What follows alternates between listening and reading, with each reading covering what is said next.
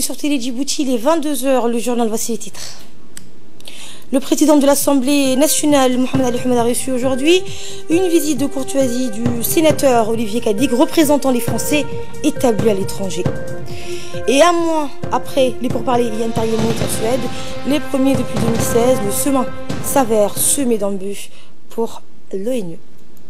Bonsoir et merci de nous accueillir chez vous. Mohamed Ali Ahmed, président de l'Assemblée nationale, a reçu aujourd'hui une visite de courtoisie du sénateur Olivier Cadic, représentant les Français établis à l'étranger. Le sénateur a été reçu avec l'ambassadeur de France accrédité à Djibouti, Christophe Guillou. La rencontre s'est également déroulée en présence de l'ancien Premier ministre d'État Mohamed Deleta, qui préside actuellement au sein de l'Assemblée le groupe d'amitié Djibouti-France. Le président de l'Assemblée s'est dit honoré par cette visite. Puis les deux hommes ont passé en revue l'état des relations entre la République de Djibouti et la France, ainsi que les échanges entre le Sénat français et l'Assemblée nationale. Le président de l'Assemblée nationale a plaidé en faveur d'une plus grande interaction entre les deux institutions. Il a en outre invité le président du Sénat français à séjourner à Djibouti. De son côté, le député de l'État Mohamed Deleta a tenu à mettre en valeur les relations séculaires liant les deux pays. Et à l'issue de l'entrevue, Mohamed Ali Ahmed et ses hôtes ont procédé à un échange de cadeaux. Également dans l'actualité, le ministre de l'Éducation nationale et de la formation professionnelle, Moustapha Mohamed Mahmoud, a procédé ce matin au lancement d'une formation en ingénierie de développement des curricula. Les hauts cadres du ministère et l'ensemble des inspecteurs de l'enseignement de base et du moyen et secondaire doivent bénéficier de cette formation qui se poursuivra jusqu'au 17 janvier prochain. Le ministre a encouragé chacun des participants à tirer le meilleur parti de cette formation qui sera utile aussi bien dans le contexte actuel de révision curriculaire, mais aussi à l'avenir lorsqu'il faudra mener d'autres révisions. Les experts ont rendu hommage au ministre pour sa confiance et ont mis l'accent sur leur connaissance claire des tâches qui leur sont demandées dans les termes de référence de leur mission d'appui à la révision curriculaire menée par le MENFOP. Le ministre de l'Éducation nationale a rappelé le contexte favorable dans lequel arrive cette formation qui s'inscrit selon lui dans le cadre de la révision des curricula, donc de l'enseignement fondamental. Nous l'écoutons. Et donc, presque 18 ans, ce programme aujourd'hui est à lieu d'être révisé. Et je parle bien de révision.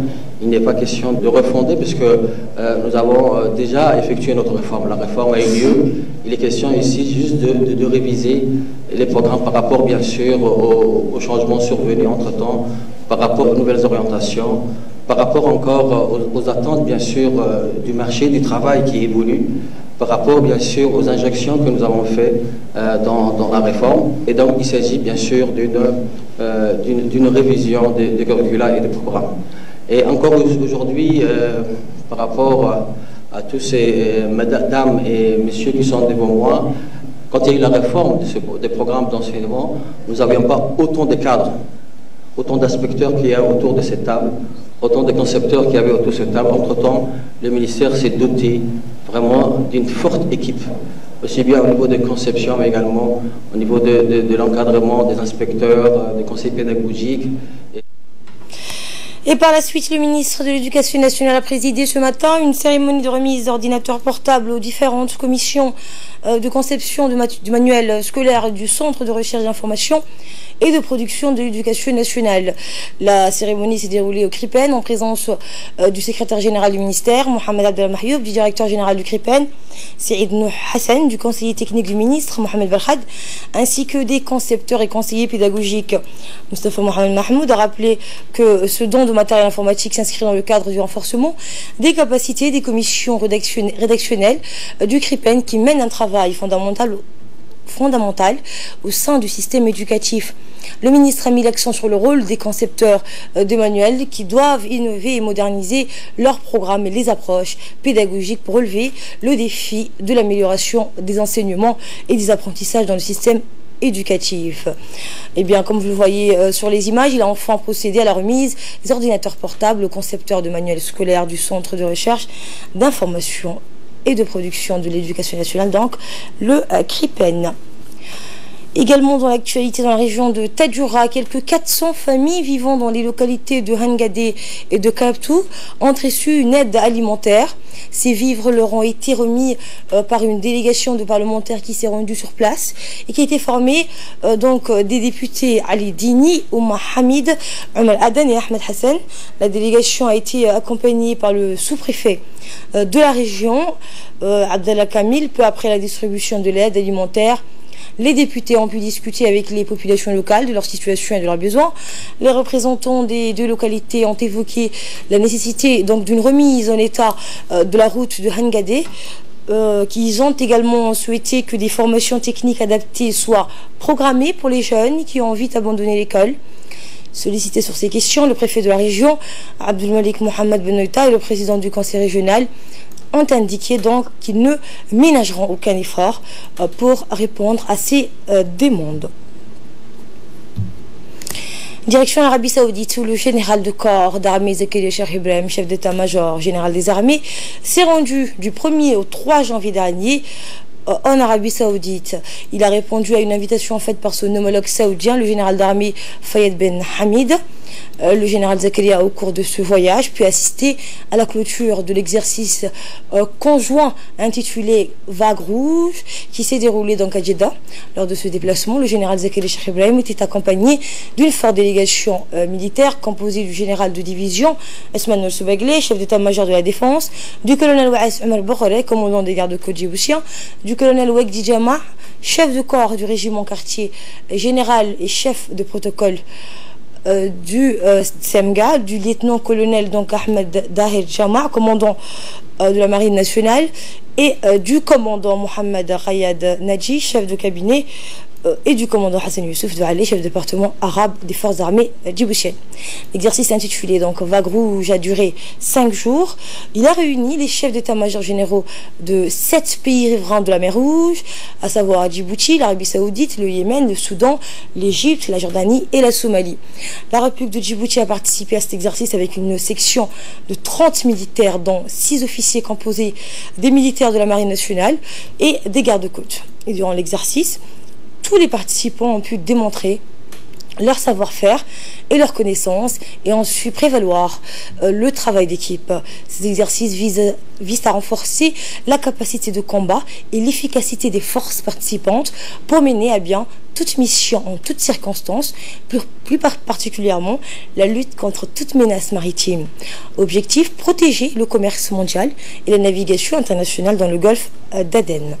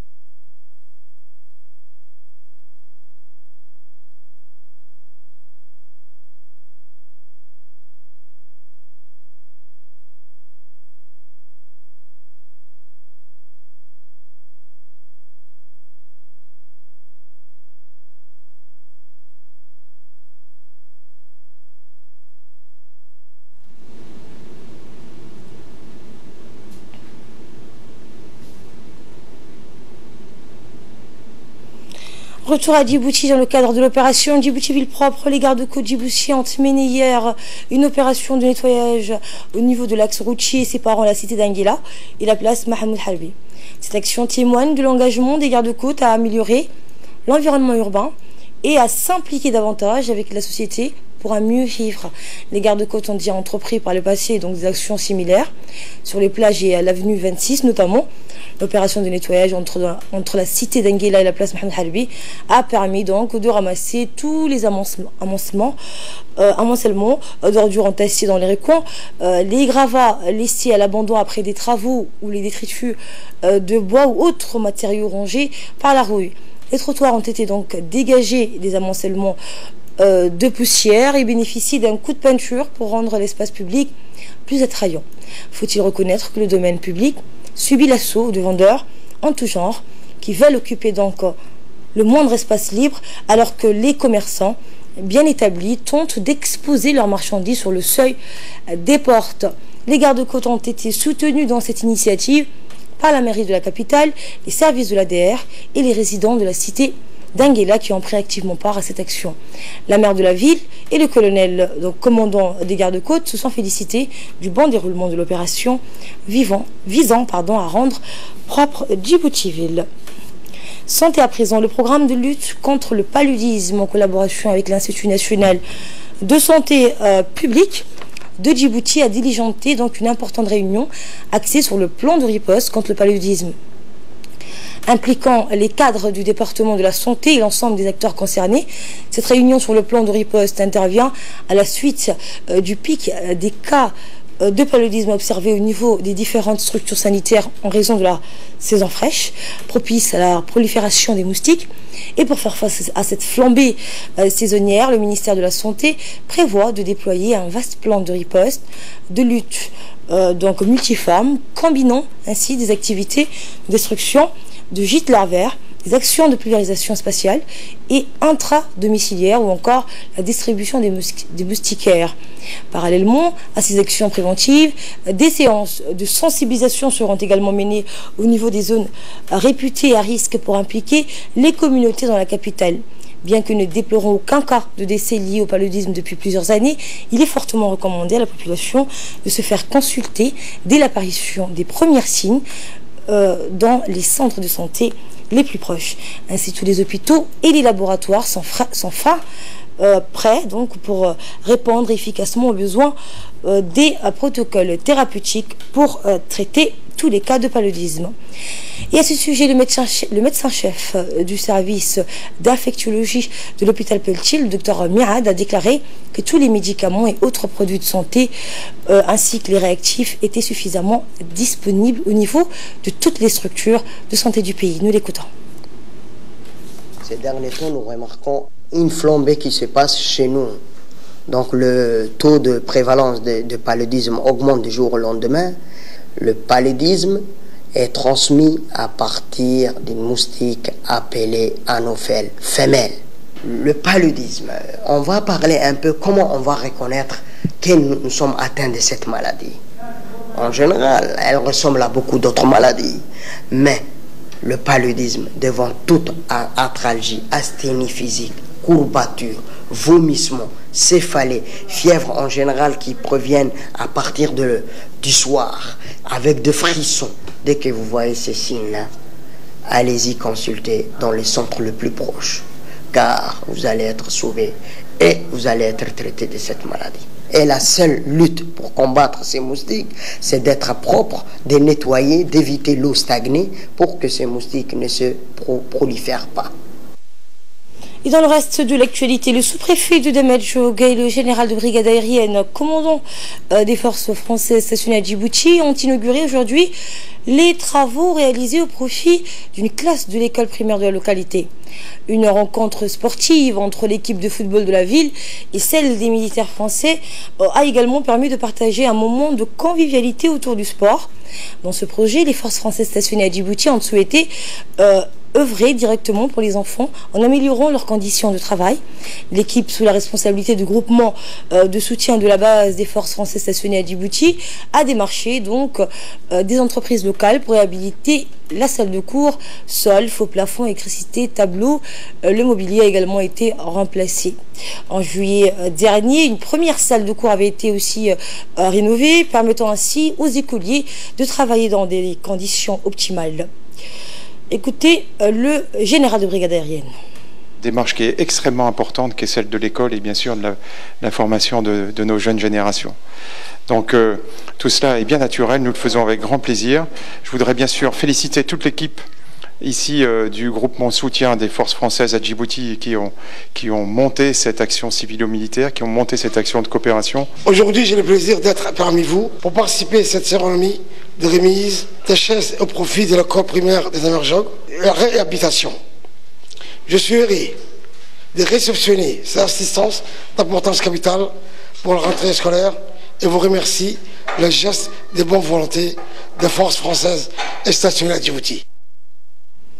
Et ce communiqué donc qui nous parvient de la direction de l'Office national de l'eau et de l'assainissement donc de Djibouti, le NEAD, qui informe les habitants de la commune de Belbela que l'alimentation en eau sera perturbée dans les journées du mardi 8 janvier 2019 jusqu'au lundi 14 janvier 2019 en raison des travaux de déviation de la conduite d'eau potable de l'Éthiopie au niveau du PK23. Le NEAD donc compte sur la compréhension de son aimable clientèle pour l'inconvénient de cette situation. Un mot en sport cette fois, la fédération djiboutienne de Dakai Tourou a effectué une démonstration technique devant un public nombreux. C'était dans la sous-préfecture d'Assaïla à Dikil. Les démonstrations techniques ont été exécutées par les jeunes détenants des ceintures noires. La présentation a vu la participation du préfet adjoint d'Assaïla, Moussa Hamad Ougouré, et l'experte internationale de Dakai Tourou, Mélanie Chaussot. Le public a été très enthousiaste de voir ces exercices.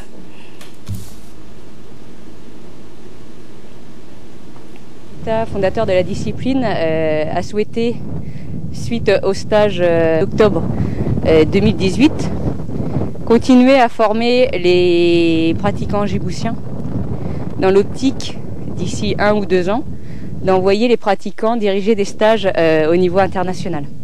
Pourquoi? Parce que le Dakai Tourou est un art martial djiboutien, fondé par Osman Selouita qui est djiboutien.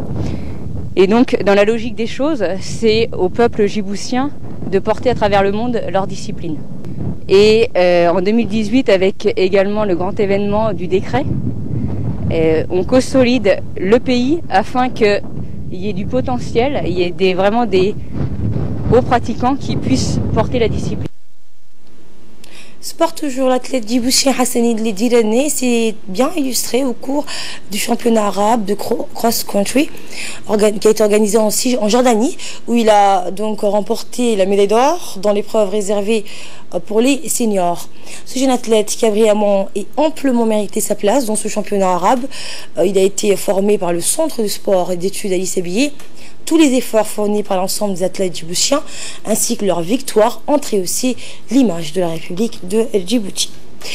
Et là, nous passons aux nouvelles régionales à présent. Un mois après les pourparlers inter-yéménites en Suède, je le disais en titre, les premiers depuis 2016, le chemin s'avère sémé d'embûches pour l'ONU qui peine à faire appliquer une série d'accords sur le terrain, ce qui fragilise le processus de paix. L'émissaire des Nations Unies, le Britannique Martin Griffiths, est retourné donc hier au Yémen avec l'intention d'accélérer l'application des accords, notamment un retrait. L'ONU parle même de redéploiement des forces en présence de Hodeida, au port de l'Ouest essentiel à l'aide humanitaire et aux importations alimentaires. Car si la ville connaît un calme relatif depuis l'entrée en vigueur le 18 décembre dernier d'un cessez-le-feu entre les rebelles Houthis et les forces pro-gouvernementales, aucun redéploiement significatif des insurgés qui contrôlent la grande majorité de Hodeida n'a eu lieu comme le prévoit un accord conclu en Suède. L'ONU a obtenu une percée en Suède le 13 décembre après 8 jours de pourparlers entre le gouvernement du président Mansour, soutenu par l'Arabie Saoudite et les Émirats Arabes Unis, et les Houthis, appuyé donc par l'Iran. Le principal accord porte sur le Hodeida, front actif du conflit sur lequel s'est focalisée l'attention internationale en raison de la crise humanitaire considérée par l'ONU comme la pire au monde. La famine menace toujours le Yémen. Les talibans afghans refusent d'aller négocier en Arabie Saoudite. Ils ont renoncé à se rendre ce mois-ci en Arabie Saoudite pour de nouvelles discussions avec des émissaires américains en raison de la volonté manifestée par Riyad d'intégrer donc au processus, au pourparlers des représentants de Kaboul. Les négociations donc sur le retrait des forces étrangères en Afghanistan est un éventuel cessez-le-feu en 2019.